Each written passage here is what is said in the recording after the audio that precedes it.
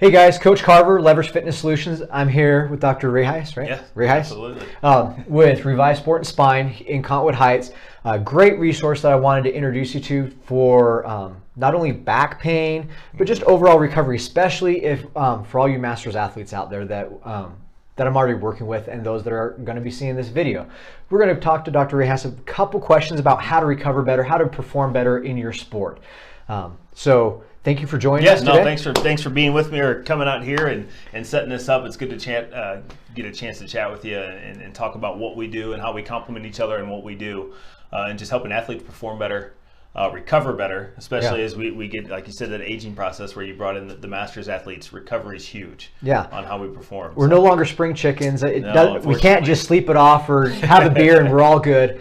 It's going to take a little bit more than that, and it takes a strategy. It takes a plan. So we're going to talk about, first question I have for you is, what's your top 5 ways to recover?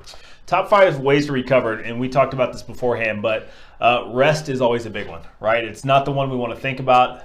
When our younger years, we'd always burn the candle at both ends, and that's how people end up in my office. We train hard, we don't recover, we don't sleep well, and that's really where we had that hard time. So sleep is going to be that first one. You've got to sleep, let your body recover.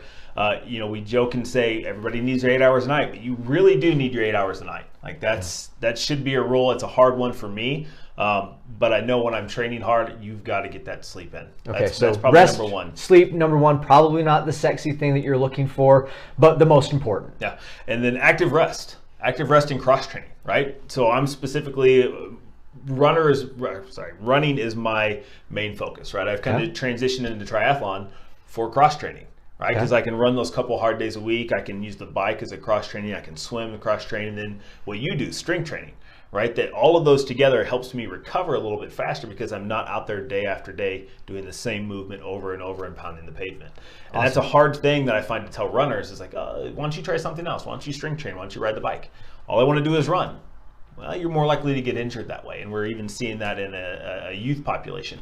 Kids that play soccer year round, they're more prone to injuries than kids that play basketball, that play baseball, or that run track. It's having that variety in our life because that allows us to continue to stay active, get the cardiovascular benefits, but we're doing something different. We're not doing the same movement over and over. So active recovery would be number 2. Okay, what's your third?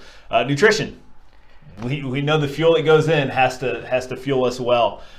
You could probably get by with McDonald's when you were 18, but you can't do that anymore. You've got to have some good, wholesome, fresh fruit and veggies, lean meats. Make sure you're hydrated really well.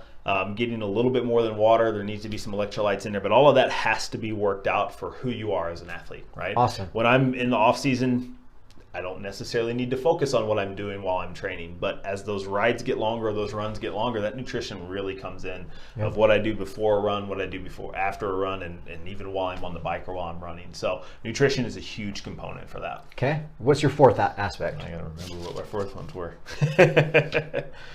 Rest, cross train, you keep hard days hard, easy days easy. That kind of goes, but that would be a fourth one. So the fourth one kind of goes in with cross training, and that's keeping your hard days hard and your easy days easy. And I followed this, and I forget who coined that actually.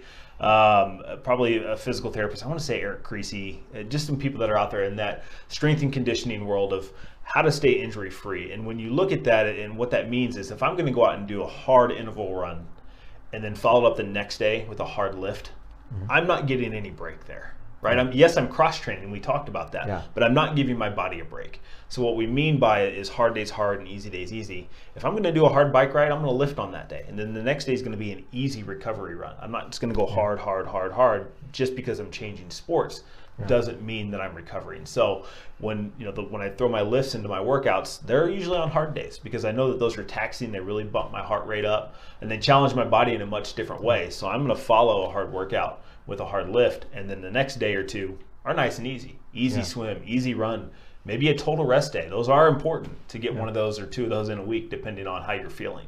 Another key point about hard days hard, easy days easy. Sometimes that's just not possible. What we recommend is if that isn't possible with the schedule, we try and make a week hard. But then you're not doing that each and every week. You'll have a really, really hard week just because that's what the schedule demands for your race. that's coming up, but then the next week is going to be a lot easier. Yeah, and that's what I love about training methodology too. Is like, Yeah. I personally have stuck to 3 weeks fairly hard with a week of decreased volume. Right, Yeah. so I'm ramping up for 3 weeks, and then I bump it down about 30% for that 4th week, and then I start ramping it up again. So allowing the body to recover that way. Awesome. So, and then fifth, and we kind of worked it in with nutrition, but hydration. And we both kind of talked about this. I mean, that's important. You've got to figure out what works for you. If you're doing, anything from a 5K, you could probably get by with maybe a sip of water here and there. But you start bumping into the half marathon distance, Ironman, you're a CrossFit Centuries. competitors. I mean, just those long events, you need something else. You've got to figure out what works for you, what you can handle in competition, Yeah. right? And it has to be more than water. Your body is losing more than water and salt. There's a ton of electrolytes and minerals that are just coming out of your pores when you're, especially when it gets hot here in the summertime and you're training hard. Yeah. Water just doesn't cut it. So when you look at hydration, I always mix in, Gatorade works. There's a lot of sugar that works for some people, but I like Scratch Labs or some of those other brands that are out there that are a little bit more natural, that have a good taste, not a ton of sugar, but really cover the gamut of, I'm getting a lot of salt, I'm getting a lot of potassium, getting some calcium, magnesium, everything that's in there. Awesome. So thanks. Perfect.